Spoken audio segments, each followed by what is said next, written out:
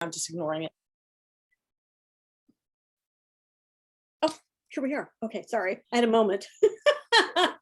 I'm like, what am I waiting for? Hi, Julie Hawkins here, the Biz Psychic. I'm here with my other psychic mom and friend, Tammy Langowski. Hello. Together Welcome with to Psychic Mom. mom. Sorry, Julie, go ahead. I jumped in. Oh, I'm like, oh, okay, what's next? So we have, welcome. If you don't know who we are, well, you'll find out soon enough. I channel from the Akashic Records and I give readings. And you can find me at juliehawkins.com or bizpsychic.com. And Tammy. And I'm Tammy Langowski. You can find me at tammy'sintuitive.com. I too offer channel readings and clairaudient clairvoyance. You can find some channel messages from me on my social media, Tammy's Intuitive Services on Facebook, Instagram, also on my website. Okay. So every week we get together and we talk about whatever shows that spirit wise, we each do our own process.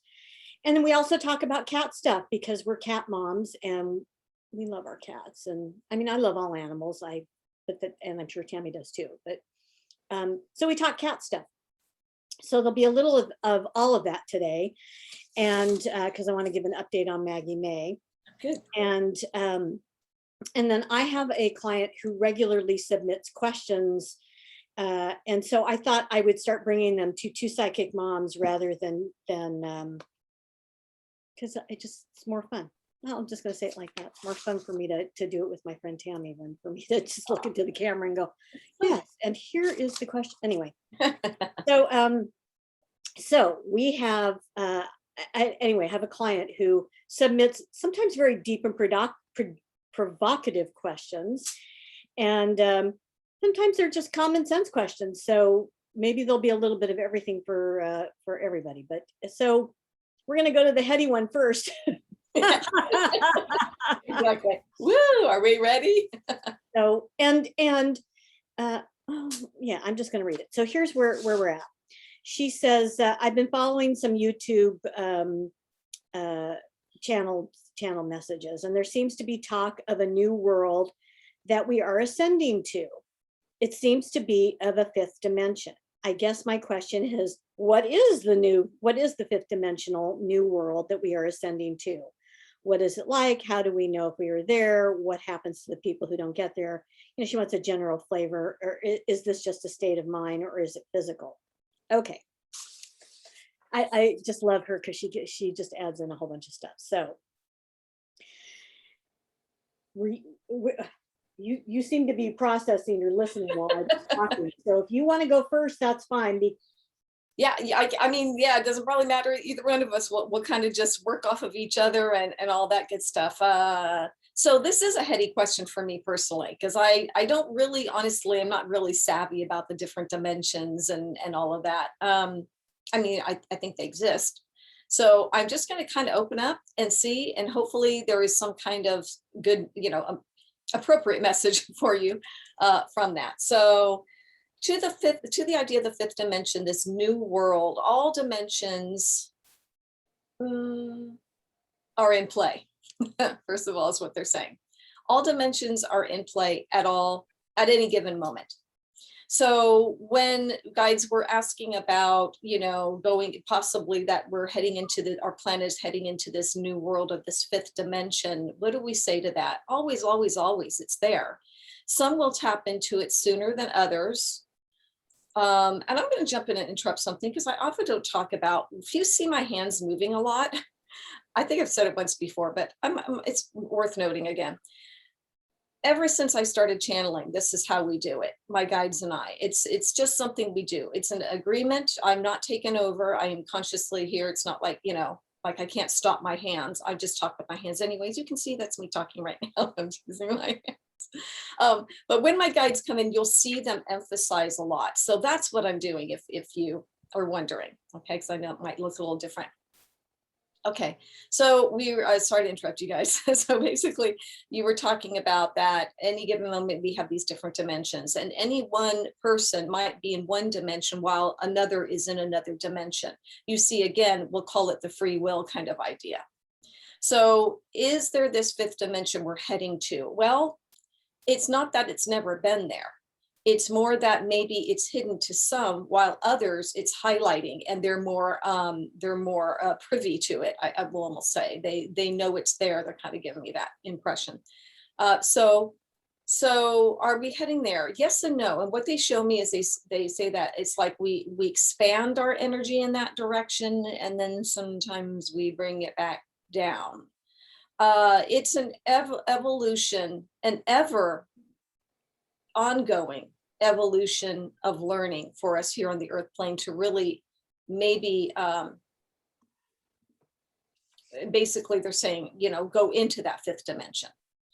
So it's just this new world that's going to just happen and that we're all going to be there. Not necessarily. That's what I'm hearing, is not necessarily, but we do believe there is such a dimension of this heavenly state. And that you surely can get there, and some of you are there more often than you even know, and then others don't want anything to do with it. That's just not where they're at in a lifetime, what they're learning about. So I don't know that for what I'm getting, I don't know that there will be this sudden, and I'm not even sure for Daphne, if it's okay to say her name, who asked this question. Hopefully you're okay with that. If that's even the exact question you're asking about it, but I feel like it does exist, and the possibility of going into this dimension is definitely something we either do or can aspire to do. And we're going to rest with that. Okay. Wow.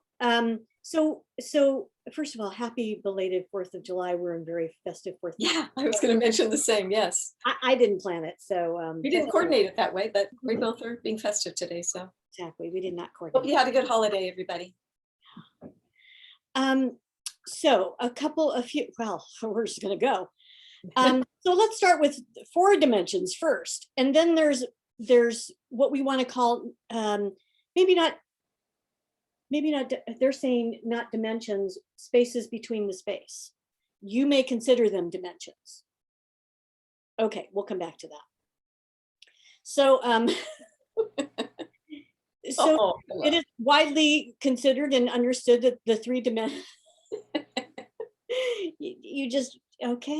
the 3 dimensions are length, width, and height. And the 4th dimension is what is widely accepted to be space-time continuum. Please don't, oh no, honey, please don't ask me to explain that, okay? They're like us either. That's not our purpose here. You can look that up. So when Daphne talks about, honey, no, not a good place. No. Oh, Felix, come here. Felix wants to show today, Julie. He's if you could see what I see, I can't see because he's directly in front of the screen. So cute. So we'll go with that. So we live in what's considered a 3-dimensional world. That was Felix's tail that blacked us out. Sorry, I've just got the giggles over here because it's too funny watching it. It's really funny. That is height, length, and width. That's what makes us dimensional, okay? As humans, as things, and then throw in the mix, space and time. Is that a dimension?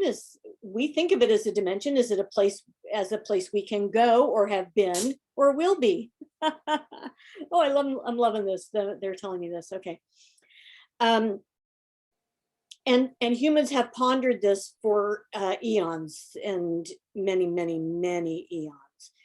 And you will continue to ponder it. We like that you ponder it. Mm-hmm. In terms of 5th dimension, or what you think or consider the 5th dimension, as Tammy and her guide said, very much like there is no one, we're entering, this phase. Every human evolves in their own time and place, in their own lifetime. And we do think of what you call the fifth dimension as a state of mind as well, a higher vibration. But you can have a higher vibration anytime you want to have a higher vibration. This is not dependent or including or excluding the fifth dimension. It is simply what you have as humans and what you want to access as humans. So I think they wanted to riff off of something you said. Now I can't remember what it was, but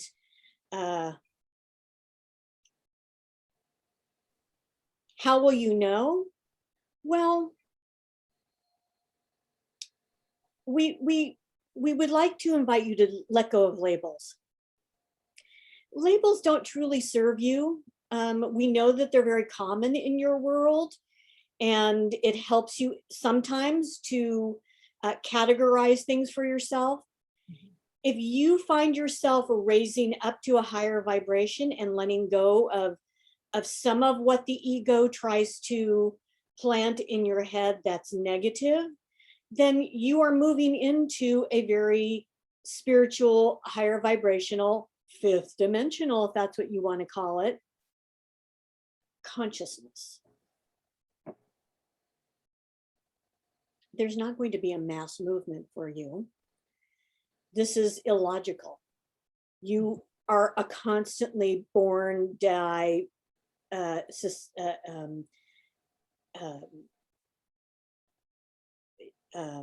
what's the word I'm looking for? You know, human beings. That is who you are. You're constantly living, being born, living, dying. That is the cycle of your life as a Homo sapien.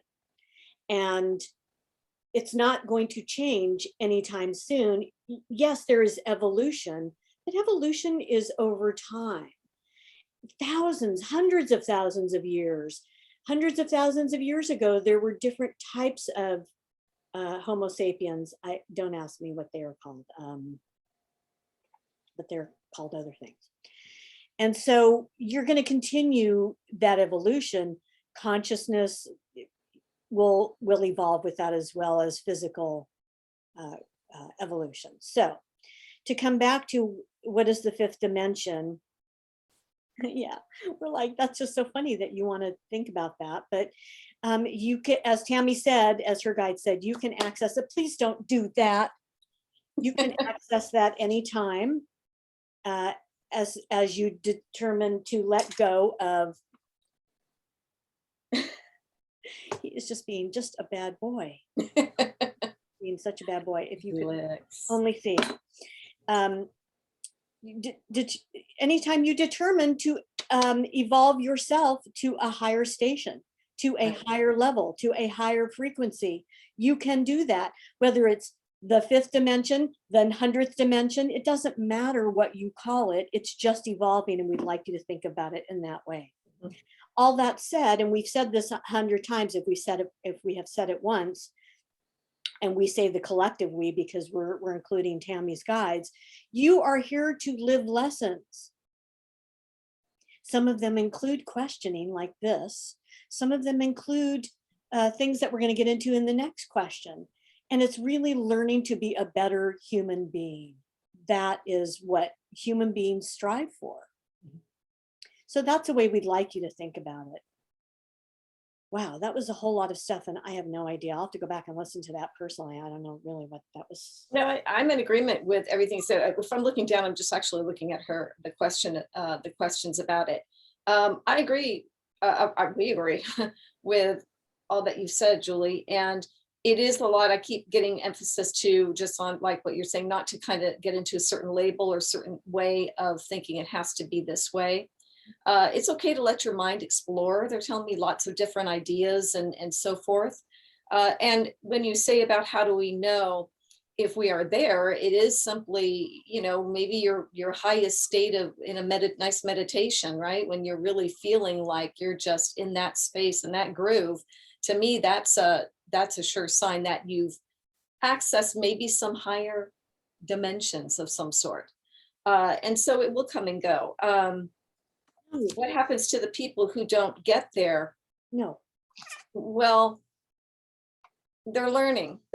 We're all learning. So some of us will, some of us won't. At times, it doesn't mean anything bad happens to them. And you might not be thinking that it does necessarily in asking that question, but I don't know that I'm not getting we're collectively all being by, Wow. I'm sorry. that's all right. You just reminded me to make sure mine was turned off. Um, yeah, so we're not thinking that all collectively everybody's going to be going to some place and others are going to be left behind necessarily. I would say when you ask, is the new earth just a state of mind or is it a physical or is it physical? I feel it's a state of mind. If I had to choose one or the other, intuitively speaking, that's what I feel it is. And I think that just kind of goes with what has been said here a little bit. So yeah, if you want to explore the fifth dimension and whatever that might be for you, but usually it is that really higher vibration sort of feeling and getting into that space, then that's can only be a good thing. But I don't know that I don't know that the world is going to be like by, in 2 years, I'm just putting that out there. All of a sudden we're going to be in this, that I'm not personally getting. Yeah, nor do we. This is, evolution. Humans are so slow to evolve. Yeah. So what we wrote down here was state of mind, consciousness, vibration, and you are where you are. You're always where you are at any given moment. You cannot be somewhere else. And when you're somewhere else, then you are where you are. It's just the way it is. And so be where you are, because that is the greatest discovery, the greatest understanding is to be present to where you are. Right. Yeah, Not absolutely. Not where you're going to be. So, because if you're not, then you're missing out what you're here in the present to learn about. So exactly. Here's a good place to be. Yeah, precisely. So here we are. Okay, here we are. So then I feel ready to move on to the next question. Yeah, sure. All right. So the next question is it's kind of an interesting question, and it will lead me back into Maggie May, who is one of my cats. So we'll do the question and then I'll give you the quick update. And then I have a question, so I'll put it to my guides and to yours. Okay. Sometimes I can't see my own forest for my trees, Mm-hmm. Okay, so her question is, she starts off with, is there a way to make a pet like you more? But we're going to get into the actual real question here, which is, she says, sometimes I feel as though humans have domesticated animals, but at heart, they are still wild animals that prefer to not be with humans. Mentally, they long to be free and live outside, but because they are domesticated, they physically can't. Breaks my heart as their guardian and a caretaker, which you'll hear in my question as well. So what I'm going to say to that is they make choices just like we make choices when they incarnate, when they die and then they reincarnate. Okay, their choice is, so some of them long to be with humans. They enjoy being with humans. Perhaps over time, they have chosen, some of them, to remain undomesticated and some of them to be in the company of human beings. They truly do enjoy that. And so we are not caging them necessarily. There are those who love to be with humans and still roam free, and we bring to mind dolphins. Dolphins are highly social beings. They love interacting with humans. They think it's great fun. They are very playful, and you will see them, we won't call it caged, but sort of domesticated. And yes, there is two sides to that coin for those kinds of animals. It is a choice we made in that lifetime to come and be part of your show. And we want to please you because that is our nature. And we accept that and we leave it at that. Mm-hmm. So every one of us has a choice. A plant has a choice. A anything in the mammal and animal kingdom has a choice of what it chooses to do and where it chooses to be. Some lifetimes are longer than others. Some of those lifetimes are more painful than others. Rest assured, they run the spectrum just as humans do. Mhm. And it is a choice they make before they incarnate. Tammy? Yeah, well said. Well said. I mean, we concur. I would say the same thing, that, animals do have choices, as Julie said, and they will choose what type of lifetime they would like to come into. There are humans, as we know, that might have lifetimes where they live very constrictive, rule things, they have to go by rules life. And then there's the nomads, right? Who have a lifetime of being a nomad. They are going to be free and do whatever they want to do. Animals are the same. In fact, something that was validating for me along those lines was when I was talking to my cats one time, and I was kind of having that conversation actually about that. And I always refer to indoor cats as indoor cats. And I remember one of my cats said, well, I wanted to be a house cat. And I started laughing because I thought it was such a cute term, house cat. I thought, how perfect. I mean, it is an indoor cat. That's what he meant. But I say that because it was super validating for me, because that's not a term I ever use. And, he said that he wanted to be a house cat. He knew, just as we know, there's pros and cons to do different ways, right? We know that when the animals are out there, let's say cats, okay, let's just pick cats, are out in the wild, well, they may have shorter lifespans. They're at risk for a lot of injury and a lot of things that can happen. Yes, can we say there's some really great freeing things for them as well? Sure. But they do have to be concerned about their welfare. They do have to be concerned about their welfare. House cats, for the most part, if they're in a loving home, that's a whole different ballgame for them, right? They're learning something completely different. They are nurtured. They are taken care of, again, in a very loving home, fed when they need to be fed. It's just an experience that they've chosen. So I do understand the question, though. There's times I think that any of us who have, let's say, indoor cats, has there been times that I've thought, oh, when they're looking out the window, and they're looking at the birds and this, does it twang at my heartstrings a little bit? Like, am I not, am I keeping them captive? So I will actually ask them that, or I'll ask my guides about it. And my guides have said, they said, no, they're perfectly content sitting at that window, watching the animals, because we have to understand, again, they chose to be a house cat.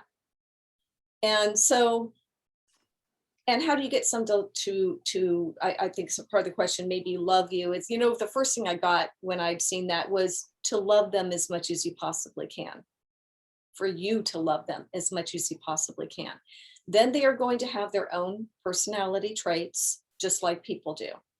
And, there are going to be some that just warm up to you, just like a person does. And there's going to be some that are a little standoffish and just like, don't touch me, don't hug me, whatever it might be. So, you can, sure, you can win them over with maybe some treats and things like that. But our guides say, just continue to love. And please know, if they are with you, they already love you. That love is there, even if they may not be super affectionate or really showing you that. They are there out of a agreement of love. So you can only do so much, it's true. I mean, but continue the love, send them energetic love as well in meditation, send them some energy of love, some divine light to them, have telepathic conversations with them, speak with them through, the energy of the mind, and just sending them thoughts and everything, and as well as verbally talking to them as well. They'll get that, but you are with that animal for a particular reason as well, even their personality traits, if it's not, if they're not super loving. And we would just say, be happy with the idea that of the love that you're giving them, because that was part of that agreement, that regardless if they weren't going to be super warm and fuzzy to you, that you were going to be there for them. So okay, that's what I'm receiving. So we agree with all that. They're saying Julie's chomping at the bit to get to her question. So we're going to get to my question, which is, if you listen to this regularly, watch this regularly, I I have many cats, and I have two that were indoor, outdoor, and the rest that were inside. And then Maggie May was one of them, and she got injured. And it ended up bringing her to the emergency room. She had some kind of wound in her mouth, and she actually lost. I don't know what the wound was, but she lost a tooth, that big pointy tooth down there, and gave her antibiotics, and she all was well, right? And then I was like, yeah, you're never going out again. And she is not accepting that. Mhm. She is not happy about that. She doesn't understand why I'm doing that. I mean, I'm not going to say she doesn't understand that, but she is not accepting of that. And as much as she loves me and loves me to pet her, and she does, and snuggle up with me, at the same time, nighttime comes around and she is like screaming all night long, to the point where there have been nights I get an hour of sleep. Yeah, that's tough. Yeah. I'm like, why am I doing this? Am I doing this for her? Am I doing it for me? Yeah. And I'm doing it for both of us. But is it better to try to break her spirit for her safety? Or is it just trusting that she knows where she lives and she is willing to accept the consequences of this lifetime, whatever they bring? Mhm. Um, Mhm. Mhm. she just said to trust me. Why don't you trust me? Mhm. You just need to trust me. Yeah, Maggie May, Maggie May, Maggie May. She's an outdoor cat. Yeah, I mean, it was intuitively it was lighting up more for me too when you were talking about, the fact that letting her out might be what she needs to do. I personally am struggling saying that because I'm very much about cats being indoor cats for their Me too. safety and for lots of reasons, right?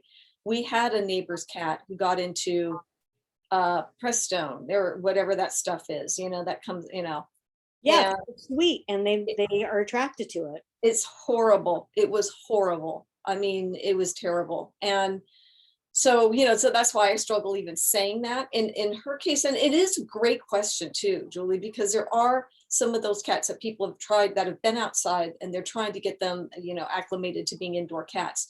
Some of them do it.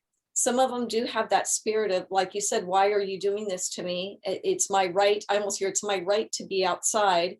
And you're gonna, yeah, I do feel a bit of the same, what you're saying. You're gonna have to trust me.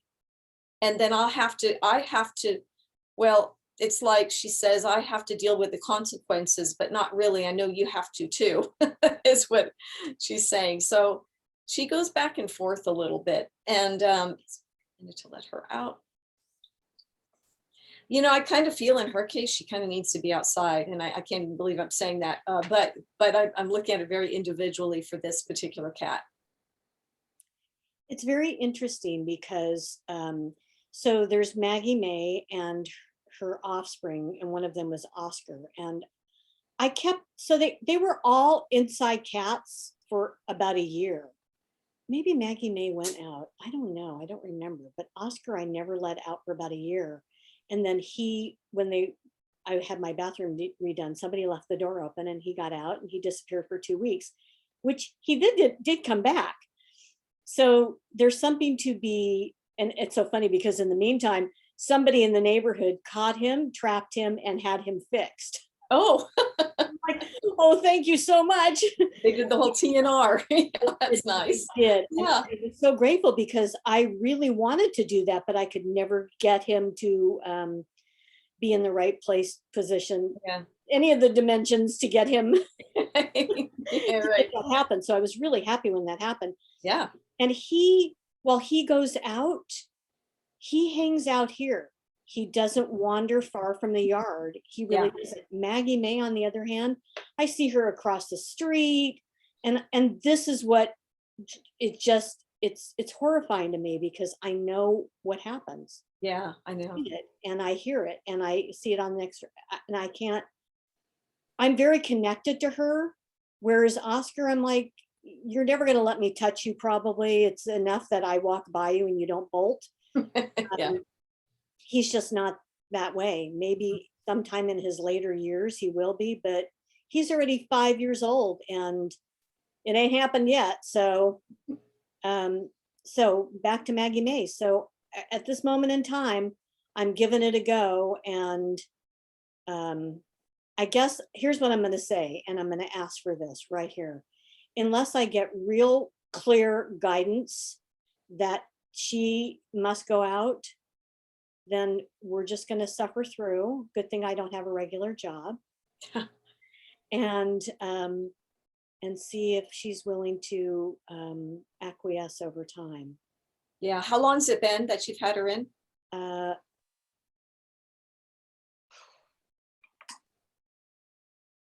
You know, I want to say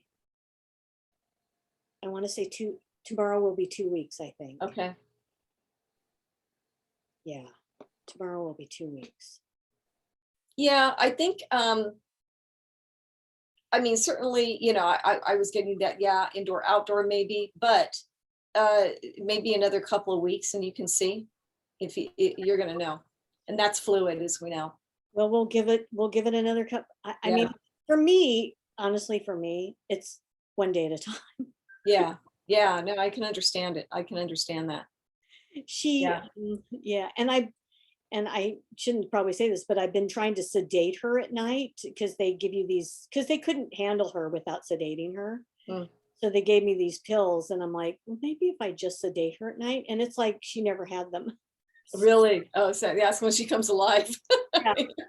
So she's fighting it. Oh my gosh. Oh gosh. Well, you know, time's going to tell, right? In her case, I think time is going to tell. You're going to give it a good go and see how it goes. And I do it out of love and concern, you know, not to cage her. Right. Exactly. It's, you know, and letting her know that, right?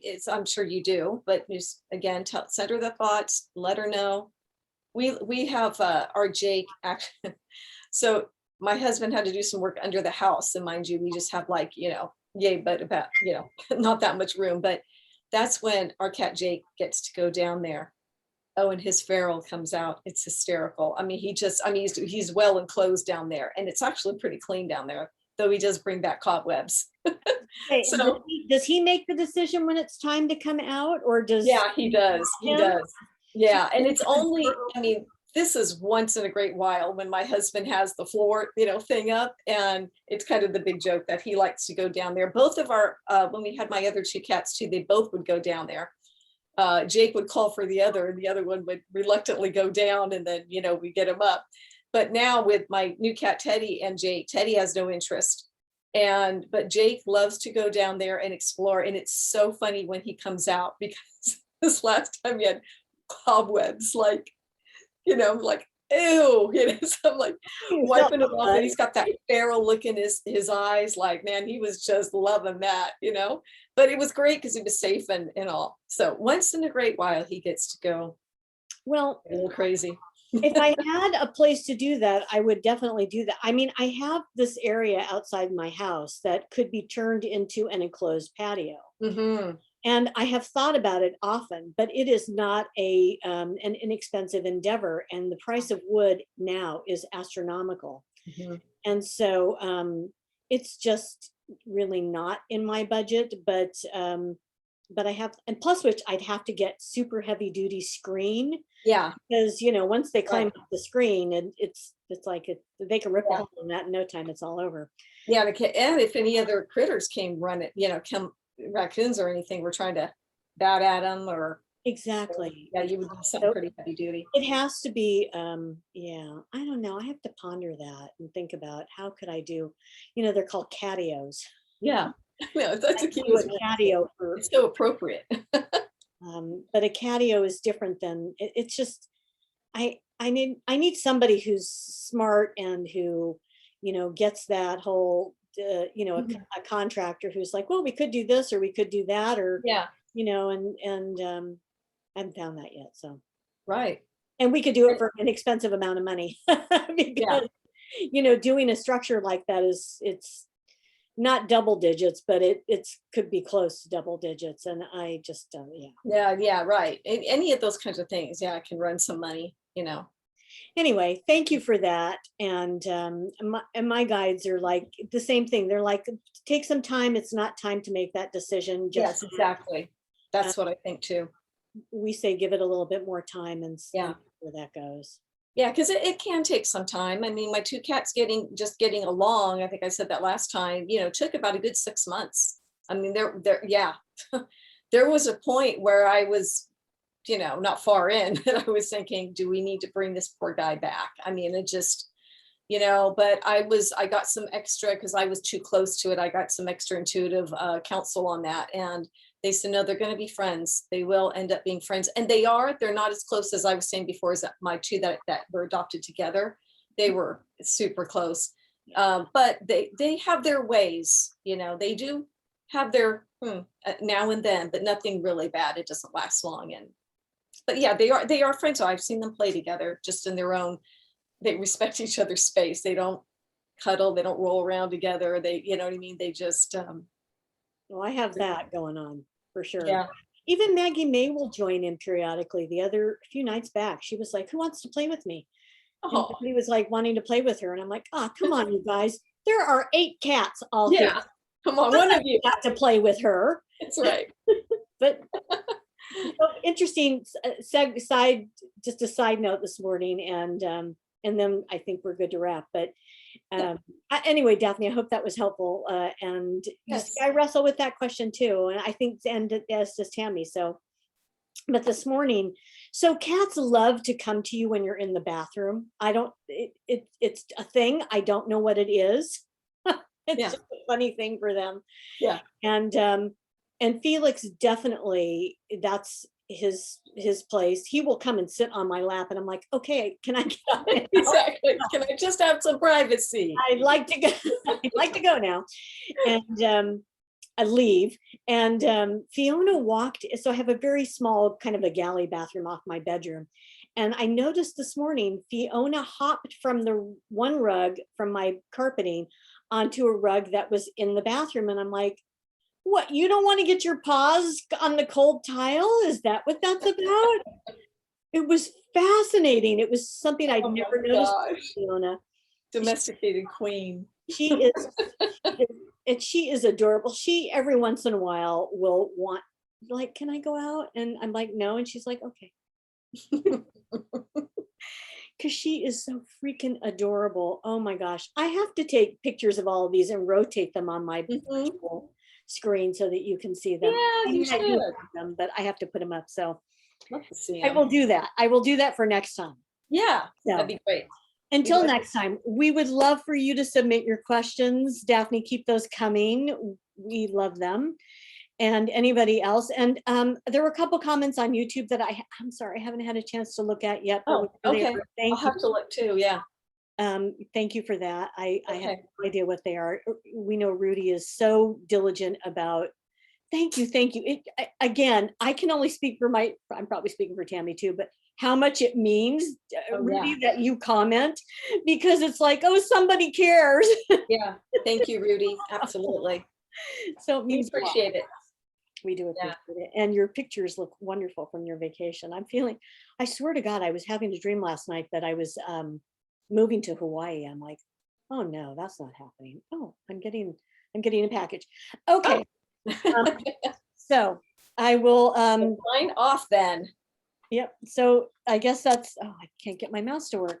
So from us, the two psychic moms, we would like to say, he's ringing the doorbell. I have to go. That's it for now. We'll see you next time. Bye, everyone. Thanks.